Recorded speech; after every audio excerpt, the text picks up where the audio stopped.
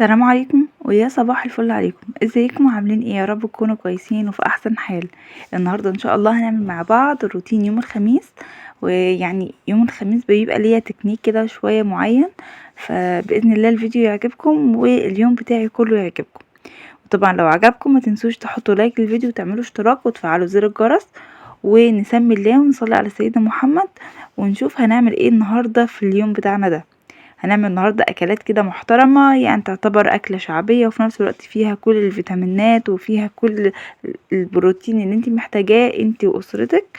وهنعمل كمان حلو كده بسيط وسريع وسهل وفي منتهى الجمال، وكمان جبنا شوية مشتريات هنعرضها بإذن الله مع بعض. فتابع معايا الفيديو وإن شاء الله الفيديو يعجبك. نسمي الله ونصلي على سيدنا محمد. اللهم صل وسلم وزد وبارك على حبيبنا محمد صلى الله عليه وسلم. ويلا بينا على الصبح كده، واول حاجة بنعملها هي المشتريات لو احنا جايبين مشتريات. فاول ما جوزي طبعا بيجي وجايب لي طبعا الطلبات اللي انا محتاجاها وداخل عليا كده بالخير كله، نبتدي بقى اللي احنا نظبط ايه الحاجات بتاعتنا. زي ما انتم شايفين كده هو جاب لي بتنجان وفلفل، وجاب لي كمان بطاطس، يعني كميات صغيرة لان ده مش يوم السوق بتاعنا. وجاب لي كمان مسحوق اوتوماتيك ورز وبيض وكمان زبدة، علشان رايحين ان شاء الله النهاردة نعمل صينية كده رز معمر. هقول لكم برضو علشان الناس اللي مغتربة وطبعا مش بيبقى متوفر معاها اللبن اللي هو الكامل الدسم اللي هو بتاعنا كده بتاع الفلاحين. ف اللبن ده علشان يبقى كامل الدسم معاكي ويكون طعمه حلو ويديك نفس النتيجة، هي يعني مش نفس النتيجة بتاعت اللبن اللي هو الفلاحي، ولكن بيكون نفس الطعم، يعني قريب منه جامد، يعني ممكن يكون 95% نفس الطعم. المهم اللي احنا هنجيب علبة من كريمة الأكل وهنحطها فيه. وكمان ممكن تجيبي كمان علبة زبادي وتحطي علبة الزبادي ديت تقلبيها كويس قوي في الرز، وبعد كده تحطي فوقها اللبن وتحطي علبة الكريمة ديت، وتحطي بقى معلقتين سمنة كده، ولو عندك معلقة قشطة حطي، وطبعا معلقة الملح، وخلاص على كده هندخله الفرن على درجة حرارة عالية. واول ما يتشرب اللبن هنبتدي ان احنا نهدي عليه زي الرز وخلاص كده. نروح بقى للتكنيك التاني بقى والحاجات الحلوة دي. الحاجات دي انا عايزة اقول لكم ان الاكل ده بيكون يعني في منتهى الجمال. انا وجوزي بنعشق الاكلة دي.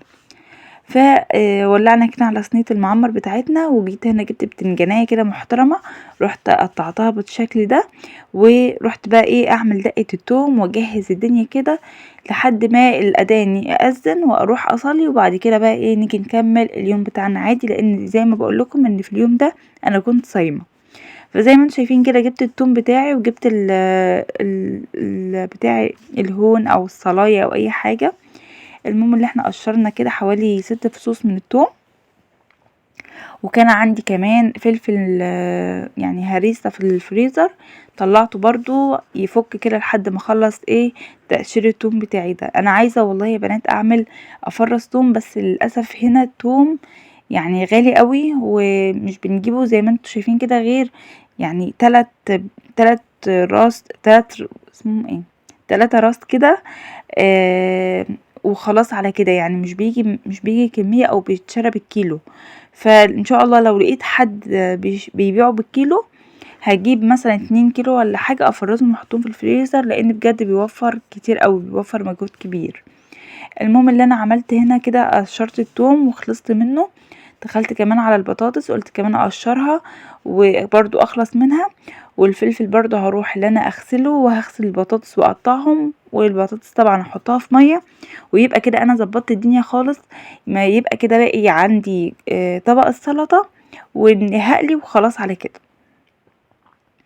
بصوا البطاطس علشان تكون اسرع معاكم، انا عشان مش عشان انا يعني ما وريش حاجه فقطعتها بالشكل ده، بس لو انتي مستعجله ممكن تحطي يعني تقطعيهم كلهم وتعمليهم مره واحده. يعني البطاطسية كده تقطعيها بالطول كده، وبعد كده تقطعيها الصوابع وهم كلهم لازقين في بعض، يعني ما تفرطهمش كده زي ما انا عملت. بتكون الطريقه دي سهله وجميله جدا وبتبقى يعني سريعه قوي. المهم يا بنات الاكله دي ما شاء الله سهله وبسيطه، واكله برضو هي يعني مكلفه ومش مكلفه في نفس الوقت. عامة هي يعني الاكل انا حسبتها لكم بالمصري، كيلو نص كيلو رز ده حوالي خد كيلو لبن، فكيلو اللبن عامل 15 جنيه. والفلفل والبتنجان والبطاطس برضو الحاجات دي كلها مثلا داخلالها في 20 جنيه، فالموضوع كله كلف حوالي 35 جنيه. فيعني يعني ميزانية كويسة، وبرضه في نفس الوقت اكلتي حاجة كويسة، وطبعا لبن فيه كالسيوم وفيه فيتامين كتير ليكي ولبيتك ولولادك وكده. وبرضه احنا سلقنا بيض لان انا جوزي بيحب البيض مع الاكلة دي، ما انا ما بحبوش الصراحة معاها، بس هو جوزي بيحبه، فسلقت له بيض وسلقت لولادي برضه. وبس يعني ده اللي انا عملته. عايزه اقول لكم برضو ان انا عندي مشكله، والمشكله دي اقولها لكم على طول، ان انا ابني الكبير ابدا يعني ما بياكلش، مش عارفه ده اعمل له ايه الصراحه. يعني انا ما يعني هو يعني اكتر حاجه بياكلها هي الشوكولاتات والبسكوت والحاجات دي، بحاول ان انا اقلل منها على قد ما اقدر، بس برضو يعني ممكن بقى جده يجيب له، حد من صحاب باباه يجيب له كلام من ده، فبيبقى عندي مشكله قوي بالذات في الموضوع ده. بصوا يا بنات انا عملت، بصوا هو حتى هو هنا كان جايب شيبسي وجاي كده حطه قدام الكاميرا يوريه لكم يعني. المهم ان انا حطيت البطاطس عندي في ميه، وطلعت كيس كده طعميه دي اللي انا عاملاها وفرماها برضو في الهاند بلندر، جميله جدا ما شاء الله وناعمه وزي الفل. بس جهزت كل حاجه، وبعد ما صليت قلت بقى انا لسه عندي وقت، والاكل ده مش هياخد حاجه يعني على النار، اروح بقى اعمل لهم كده حاجه حلوه ناكلها بعد الفطار، ويكون ايه بقى يعني حاجه كده زي القمر كده، وتفتح نفسنا كده ايه، يعني حاجه مسكره وحاجه حلوه. رحت جبت 2 كيلو من اللبن، حطيت على كل كيلو كوبايه من السكر، كوبايه اللي هي بالشكل ده. الكوبايه دي مش كبيره قوي مش صغيره قوي، متوسطه. تمام. حطيت كده كوبايتين من السكر، وحطيت، هو كان مكتوب على العلبة من بره، علبة الكاستر، ان على كل 500 جرام اللي هو نص كيلو لبن تحطي معلقتين نشا كبار. فانا حطيت هنا حطيت كام، حطيت 8 معالق. بس صراحة طلع معايا جامد شوية، ناشف شوية، يعني كان لو انا قللت معلقتين كان هيبقى حلو، فخلي بالك من النقطة دي يعني ما تقعيش فيها.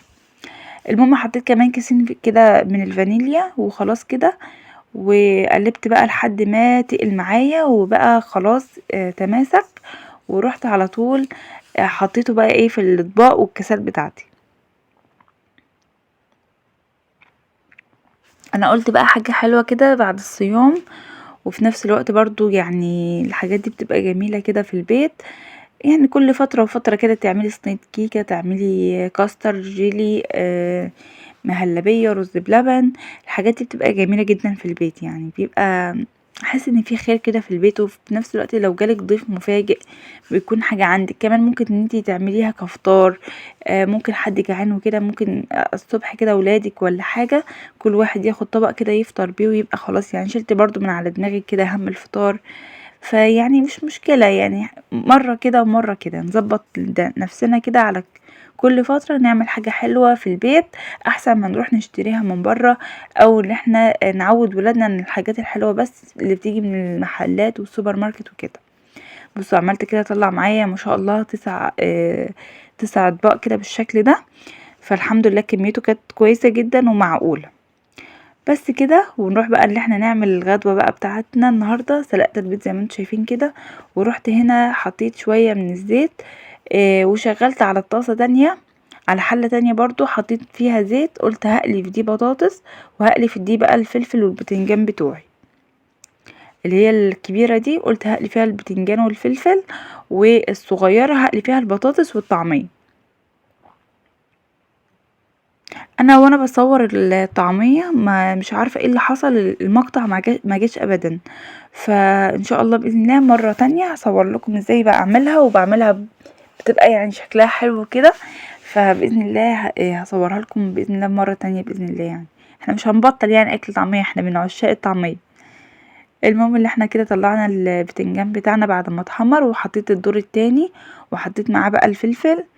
واول ما البطاطس برضو اتحمرت كده، احنا بنحبها مش يعني بنحبها صفرة كده، ما بنحبهاش محروقة، فاول برضو ما اتحمرت وبقت تمام كده وبتقرمش معاكي في الزيت، طلعتها على طول، ما سبتهاش ان هي تاخد لون، لان احنا ما بنحبهاش واخده لون احمر. بس كده، وشلتها وحطيت الدورة بقى الدور التاني. انا كنت عاملة يعني مرتين كده بطاطس وخلاص كده.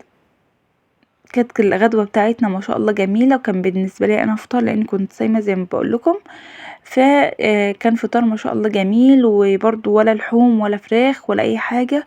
نغير كده برضو ايه، ويوم بيشيل التاني، ويعني بنحاول على قد ما نقدر اللي هو يوم يشيل التاني، يوم كده ويوم كده، لحد ما نشوف الامور ماشية معانا على ايه، والظروف دي هتخلص بينا إيه ازاي. الله اعلم بقى باللي جاي، والله اعلم بالظرف اللي احنا فيه ده هينتهي على ايه وهينتهي ازاي اصلا. فنحاول بقى ان احنا نأقلم نفسنا كده ونعود نفسنا على نظام معين، ويعني ما نستسلمش للأمر الواقع، نحاول واحنا ستات بيوت شاطرة وفاهمين وعارفين ان احنا ندير بيوتنا بالشكل المناسب. فبس كده يا بنات، ما شاء الله كده كان شكل الغدا معايا في الاخر. عملت هنا الدقة، ابتديت كده اللي انا ايه احط الدقة بتاعتي على البتاع اسمه ايه ده، الفلفل والبتنجان يعني وكده. عملته كده بالشكل ده، وابتديت اللي انا احطهم فوق بعضهم كده عشان الدقة تشرب من بعضها والبتنجان يشرب من بعضه، والفلفل برضو ايه معلقة كده وفردتها في الفلاية كلها. وبرضو نفس الموضوع في كل الفلافل اللي عندي. ورحت برضو حطيت شوية كده على الطماطم عشان بحب قوي الطماطم المخللة ديت، يا سلام بقى، عايزة اقولكم بيبقى طعمها ما شاء الله في منتهى الجمال. ورحت كمان حطيت شوية برضو على البطاطس. يعني عايزه اقول لكم بقى الاكله دي اكله ممتازه، اكله كده من العيار التقيل. ده الاكل ده يا جماعه والله يعني احنا عشان من ارياف يعني وكده. فانا لما بيبقى مثلا حد عنده انفار في الارض والكلام ده كله، بتلاقيهم يعملوا دايما الاكله دي. بتبقى اكله كده تفتح النفس وبتبقى شكلها حلو، دقه التوم بتبقى قويه كده، وبيبقى الاكل ما شاء الله رايح كده الغيط، بيبقى شكله يفتح النفس كده وهو رايح. فبس كده زي ما انتم شايفين خلصت معاكم كده الفيديو ووصلت كده معاكم للنهاية. يا رب الفيديو يعجبكم وشكل الاكل كده يعجبكم. تنسوش بقى تشتركوا في القناة. وزي ما انتم شايفين كده الطعمية بتاعتي ما شاء الله زي الفل. في الاخر كده رحت عملت لي كوبايه شاي وقعدت جنب الدفايه بقى، وقعدت بقى ايه استقنيس كده شويه لان الجو بجد كان تلج.